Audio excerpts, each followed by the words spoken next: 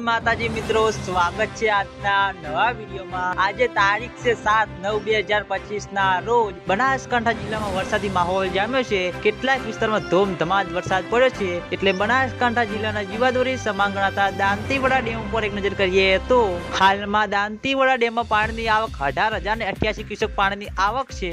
દાંતીવાડા ડેમની સપાટી 590.70 ફૂટે પહોંચી ગઈ છે। દાંતીવાડા ડેમની ભયાનક સપાટી 604 ફૂટ છે।